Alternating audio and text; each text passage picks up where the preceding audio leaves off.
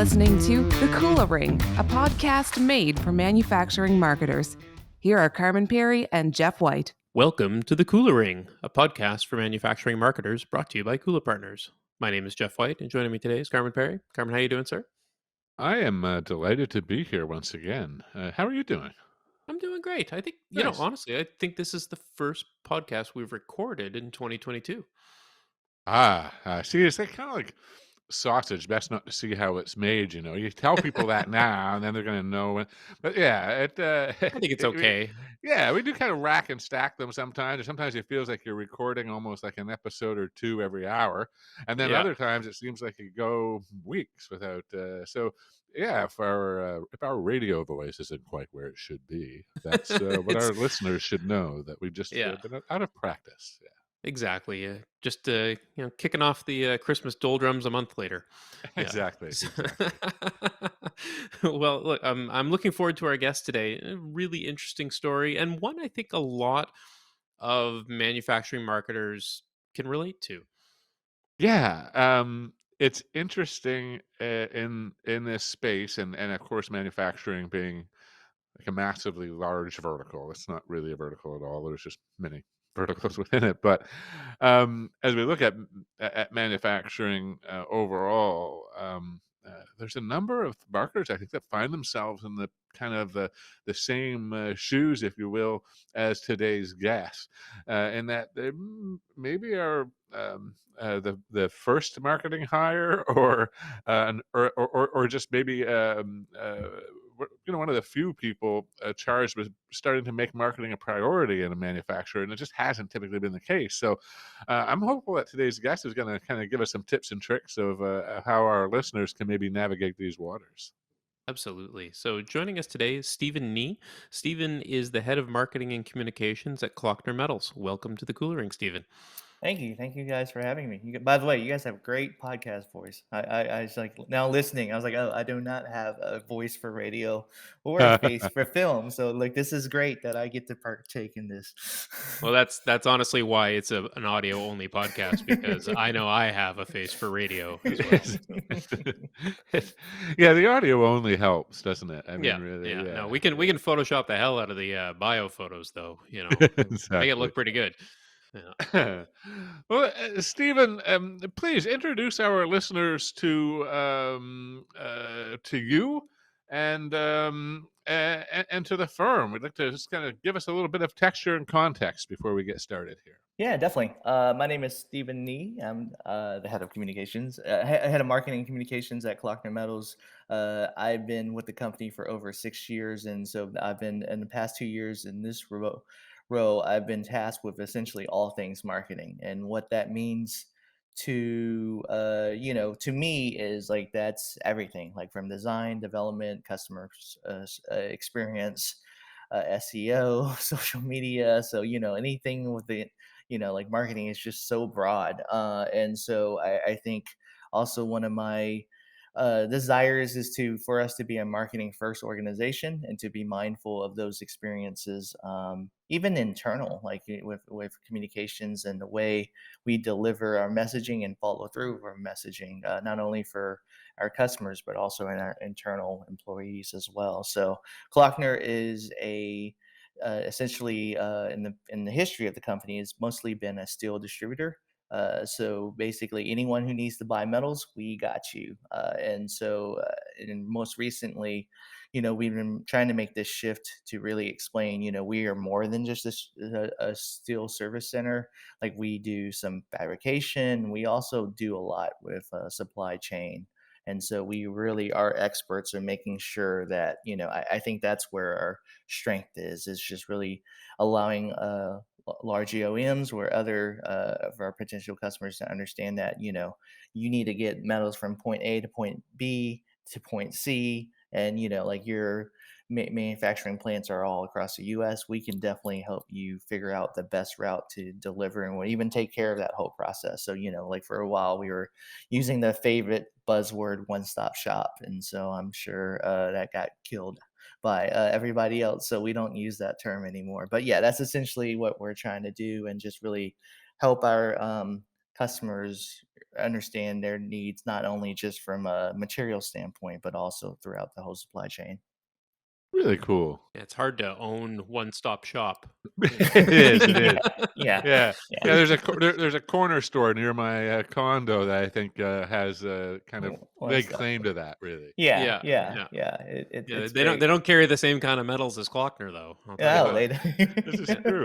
But it's interesting 'cause, I mean, Kloeckner is not a small company by any stretch of the imagination, but yet, you know, you're relatively new there, and your presence there is really indicative of a renewed interest or a newfound interest, maybe not renewed, in marketing. That's that's isn't it fascinating? Like when company gets to the scale of Kloeckner, and marketing just hasn't been a part of it. Yeah, I mean, marketing in the sense that we define marketing, right? Right? Like, I mean, like I think for them, like they saw the sales reps or territory managers as their marketing representatives. Like, I mean, even some of them, like when I joined the company, a lot of people had a marketing manager title, and I was like, what I do is different than what they do. They're more salespeople. I'm like, marketing, and so I had to really explain that like what I do is completely different than I'm not going to direct sales anyway. So I think just that mentality like throughout the history of the organization, and I think a lot of manufacturing companies is like, oh yeah, we're doing marketing because we have a sales guy who showed up at a trade show, signed up for a booth, and handed out promotional materials and talked to potential customers. That's marketing, and just understanding that it's more complex than that and it's not as easy as that. And then there's also tons of opportunities to do other things than just show up at someone's door or phone, call someone. I mean, in our business we literally the history of it, and obviously not now, but they've been deals that were done over dinner on napkins, like someone signed a contract over a napkin. Like you hear these like stories and you're like, a handshake deal, like, or just literally someone driving, and so, oh, there's a new building, I should stop in and introduce myself, and that they saw that as marketing. So that's where we are. But I think that's it's so much the case for many businesses and many industries that a very sales first organization and a reputation in a business that was built at a time when that was very much a face-to-face, in-person endeavor.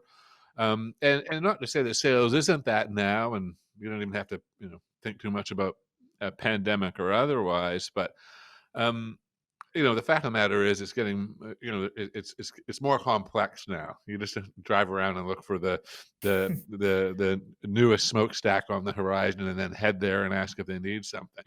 Um, so I guess a lot of manufacturers are probably, they're kind of in this same headspace where they're looking at it for the first time, and understanding that the environment is very much more multidimensional and complex, more digital. That digital presence influences sales conversations, unbeknownst to the salespeople, et cetera, et cetera. I guess how is that the was there, I guess, how far along was the company in that realization that sales and marketing has changed, and they needed to change with it? How far along were they when they hired you into that mindset, or did you have to kind of till some soil in terms of aiding that understanding even? Yeah, I think a little bit of both, right? Like, I mean, for them to be even open minded to hire a marketer where they weren't fully sure what marketing can do for them, right? And I'm sure their experience, nothing against agencies, but I'm sure it was like one-off relationships, mostly with creative agencies, right? So that was their whole framework of what marketing is. Oh, you guys design a brochure for us, you guys design a poster for us, or you guys do some direct mail campaigns, or whatever it was at the time. So I definitely commend the company for recognizing that, oh, there's probably a need here and we're probably lacking in some area, even if we're not fully sure. But definitely, like I do spend a lot of time of my day just, I mean, that's what I was hired to do, to kind of push the company into thinking, oh, can we do this? We should do that. and just constantly pitching. Like it's funny because like I'm a marketer, but like it seems like all I sell a lot internally, and I want the sales guys to be more marketing focused. So so we definitely see this sales alignment, like sales marketing alignment is huge, and I think I know at least in my history, in my experience, like sales and marketing haven't been best friends, and so they've been very not combative like or anything of that nature, but they it's just a natural like, oh, we do sales, we're really important, we make the deals happen, and you guys are here to support us. And then marketing is like, no, we take lead on some of these initiatives as well, and you guys need to help support us in making those leads. Or and that's the approach that we're trying to take at Kloeckner, is just really understanding that, okay, we're not trying to disrupt the sales person from their day to day, right? We're just trying to figure out ways to enhance it to make us more efficient, and just even like understanding what the sales cycles looks like, and if there's anything we can do to shorten it, or just even make sure that the right messaging is appropriate for your customer on what you're trying to actually sell. Like we offer a tons of different types of products and services, so our world is not the same. Like we have so many different segments, and so it is very complex. Metals is actually overwhelmingly complex. So it's just me trying to partner with them and understanding their needs and making sure that we like, here's what we can do for you. And I have really been taking like a more kind of like an internal agency approach to since I've joined the company. And so and I will say that that's helped. Like they've seen the work we can produce, and they've seen the, oh, he is helping us, making our lives a lot better, easier to close this deal, so let's rely on him for this type of support. So yeah, it's just constant education. Like I said, I think if you've been working in industry, like a lot of these guys been in the industry for like 20 plus years, and they've only done sales. Like they've never had to interact with a marketing person to be like, oh, I need this and that. And so I commend our sales guys actually, because like when I came in, there wasn't like a ton of like even materials for like like that they were giving to the customers. It was just all conversations, and they were able to lock in multi-year contracts with just talk. And so that's impressive to me. So and so I think coming in, I wanted to make sure they understood that I valued them, and their skill sets as well. And I need to understand, like, how did you sell? Like, can we replicate that? Or can we create evergreen content from like the things that you use to kind of help grow, your career and help the company grow in revenue as well? That can be such an interesting challenge for an organization. I know a number of them that are kind of navigating this right now. That they have a number of salespeople that have been with them forever. They're 30-year, very like long tenured salespeople. And to your point, they carry so much information in their head that they're closing multi-year deals with conversation. And I find there's an interesting edge that, yes, you can provide marketing support to those folks, but actually in some ways harvesting what they know and turning that into marketing support is in some way almost part of the knowledge transfer that needs to happen, because these folks aren't going to be working there for very much longer. No, no, yeah. And and because of the history of the company, right? Like or just even history, like I've seen this with other manufacturing companies, is like, their CRMs might not have been as sophisticated. Like, they might have had like recorded notes on a notebook, that they carry around with them. Like, so it wasn't like they had a suite of digital tools that where they were documenting like, all their knowledge. And so it really it's challenging to, now. And then I think that's the challenge too. Is like now you're telling that guy who's been doing it successfully for X amount of years to be like, okay, everything you do on a daily, change that. Can you log this into Salesforce? and and he's like, whoa, I've been this is just extra work for me. Like I've been doing, I've been showing success. Why do I have to change my ways? And so, and for us to come in and not say that it's a threat, like to not pose it as we're a threat. We're trying to change your everyday workflow. We're trying to make your lives more busy or complicated. Like that's not beneficial for us. So yeah, I definitely would highlight certain individuals, like even just when I first joined the company, and try to like just build a relationship with them, pick their brains, and then try to convert that information into like some kind of marketing materials, or into a content calendar. And just try to ride that wave as much as you can, and because they're busy too, so it's just like really yeah, like working within their work schedule. So it's like, we're a team, but like they still have to go and make sales. Like, they don't like I'm not like their top priority. So it is really, also showing the value of that, right? Like showing the values, like, oh, if you take out time of your day, here's what we can produce, and that's what you can use to also sell. And then see that as an investment, not necessarily as me just taking up minutes out of your day.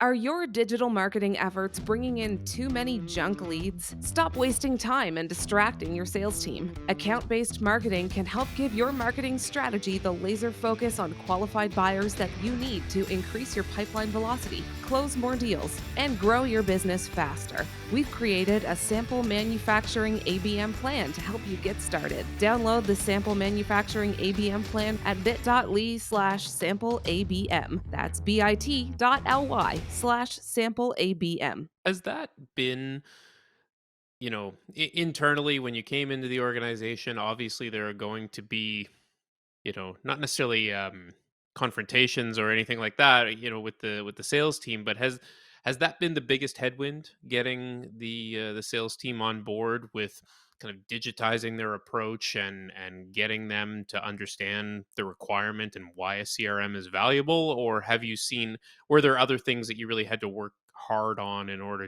to bring the company around to a more modern digital marketing infrastructure?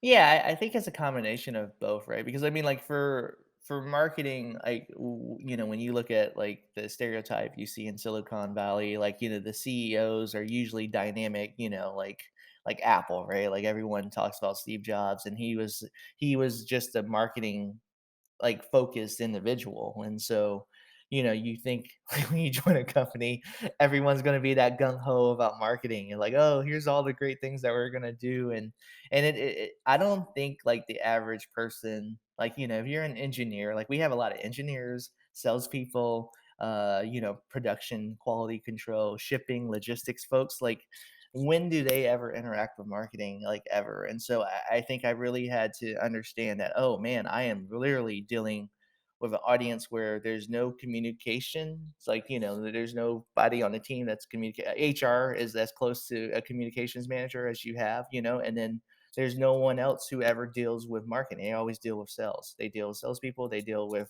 internal salespeople. They deal with external salespeople to, for vendors and stuff like that. So yeah, it was definitely learning that I had to do a lot of education, and give them more exposure to what marketing really is. And it's just more than just me designing you a brochure that we're going to print and ship out to X amount of people. And so that's just one thing. And so just really trying to explain how it's all connected, and this is all marketing. It was probably the biggest challenge, because yeah, they had no foundation at all.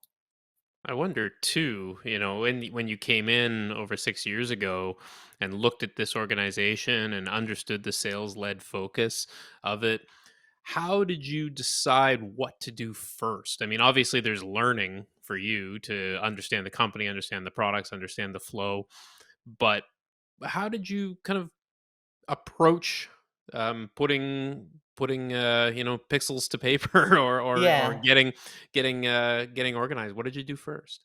I really took a content approach first. Is like, we had a website that's, we've been around since 1906. Now, granted, we haven't had a website since 1906, but it's like, oh, and look at the opportunity. Like, just from a SEO standpoint, it was like, no other competitor was investing into like their website or design or look and feel or any of that stuff. So I knew that, oh my gosh, like if we just start like dominating the digital space with content, like we're gonna rank easily. There's not a lot of competition. I mean, it's kind of like the wild wild west, right? Like where it's like, oh, we know there's land out there, and but no one's claimed it so far, so we just have to make it out there. And so I really, I mean, I think in the first 2 years I produced over 70 videos.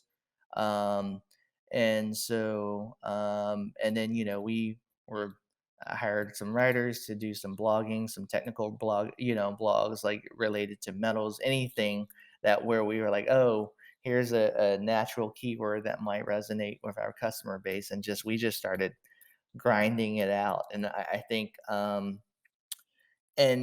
it's funny because like until people see a final product they don't quite grasp what's really happening. And so I think that's what helped. It's like, I had to take a really like MVP approach on everything. Here's what a blog would look like. Are you guys comfortable with me talking about this subject in this way, to externally to our customer? One thing you'll learn about our industry too is like it's very fear based. So they're afraid to make a move to like either offend someone, or oh, that's too much information to share. For example, we have customers that would be great if I could say, oh, I mean, just like any other company, please validate that we're legit, right? And so you see on everyone's website, as seen on Good Morning America, or on, yeah, like stuff like that. Th- for the life of me, like I could not ever like share who we actually do business with. And that's I think that's universal. A lot of manufacturing companies do not like to share who they do business with at all publicly. And so it's like, if we're doing something new, when X customer, like I would see that as a win, right? If you're trying to sell X company and you told them that your competitor also works with us and does thrives with us, then that should validate that we're a legit company that you should partner with. But the organization didn't always see it that way. But Have you changed their mind, or are you just working with what you got? yeah, I think so because like, and along the way, like I'm grateful for when I first joined the company, I reported to the CFO. And so one thing that marketing does not do well is that marketing spends money. And so, like the one person you don't want to basically look at you always under a magnifying glass is the CFO, who's also worried about like expenses. And so if I'm like say, hey, I would like this X amount of money, like, and he's looking like, no, like you're like, what are you doing? So like I think the organization recognized that. And so we had created also a digital innovations team. And so they actually stuck me under the digital innovations team. I tried to explain to them like marketing's a little bit different than DI, but to each organization their own, right? And so we'll make the most of it. But I was really grateful that they put a VP there that really was an advocate for marketing, an advocate for, oh, we should probably try to do business this way.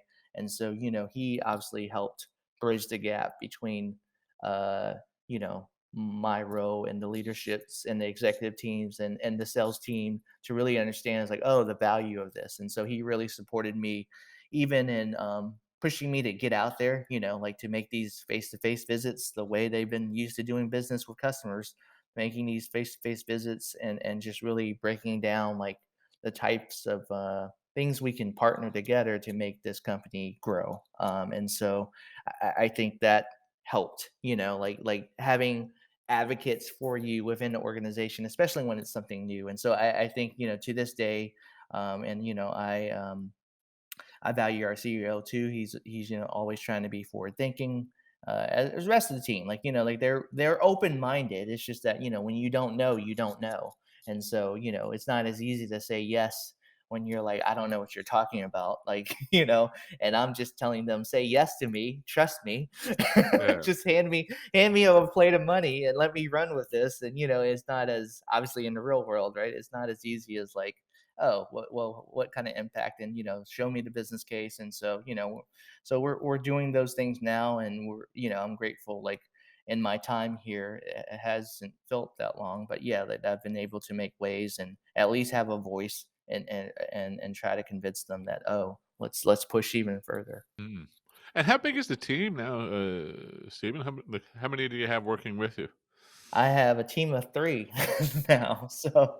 Yeah, we just hired a, communications manager in December, and so my first hire was, right when the pandemic started. I tried to we hired a, marketing manager, but, basically she started in June. So, we've definitely, the thing about small teams is that you have to be scrappy, and, like, it is, like, and the mindset that we took is really, like, we have to be a production house, because and, eh, at least in the beginning, right? Like, and then we can get a little bit more strategic, once we have some foundations and set some once things have momentum, then you can be a little bit more strategic. So I was grateful to for that first hire, because she definitely helped a lot, with, producing like Yeah. projects. Yeah. There's a real wisdom in that, like this notion of people don't really know kind of until they see it in some ways what they're talking about. So that early emphasis that you had on like, we're just going to show you lots of stuff. Then we're going to produce and churn stuff out so that you can, begin to wear this, try this on a little bit, see what you think. And beyond that, I love something you said, man, must probably like 10, 15 minutes ago, around how wanting the salespeople to see that it was not a waste of their time to speak to you, but rather a worthwhile investment. Like there was some way in your voice there was some pressure that to produce something out of that was worthwhile and can help that sales process, so that they actually look back on their hour or 2 hours that they spent with you and say that was worth my time. That's a lovely, I think, little kind of yardstick to hold up against the work in the early days there. I think that's really cool, Stephen.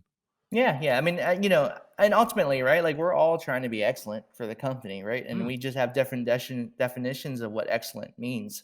And so, and at times I think my definition is correct and yours is wrong. So, like, it is really about collaboration and understanding. Okay, what's your definition of excellence? Okay, well, let me help you get there, because I have my own definition. So, how do we marry the two together to really show excellence in that sense? And so.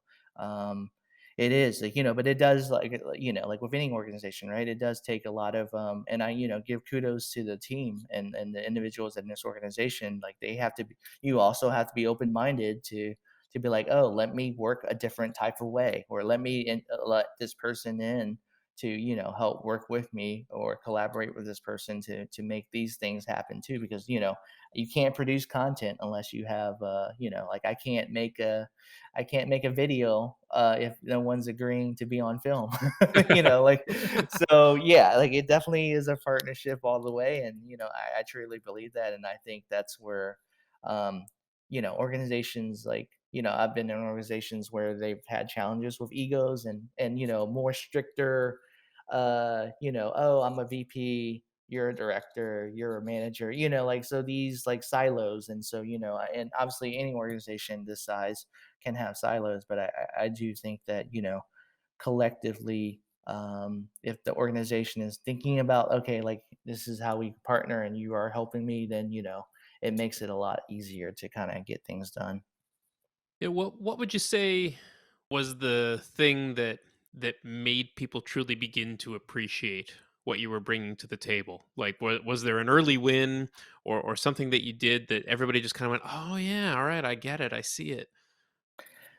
Yeah, I don't know. Like, me getting approval from money is a sign that things are working, right? Like, so I don't get a good job. It wasn't necessarily like directly like great job. I mean, from my obviously my direct VP, like, he would give me some kind of the sentiments. But what really I think helped is that when we started producing things and we started, like, to approach branding in a certain way and design things in a certain way, people started to notice, like, externally. And so and then they would make comments to our CEO, our COO, to our sales teams.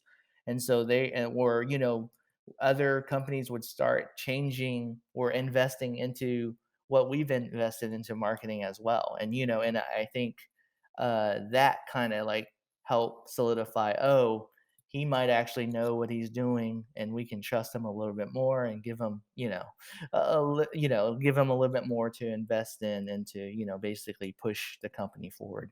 That kind of external validation, if you will. I'm sure there was because, I didn't get any internal validation. Like, they didn't communicate. Maybe they didn't want to get me to give a big head. So, so, but yeah, as long as like, I'm saying, hey, I want X amount for this campaign, and they said yes. That's to me a sign that something's working for them to say yes to. For Yeah, sure. nobody stopped by with a box of donuts or a case of No, beer, eh? no, Yeah. no, Ah. no, no.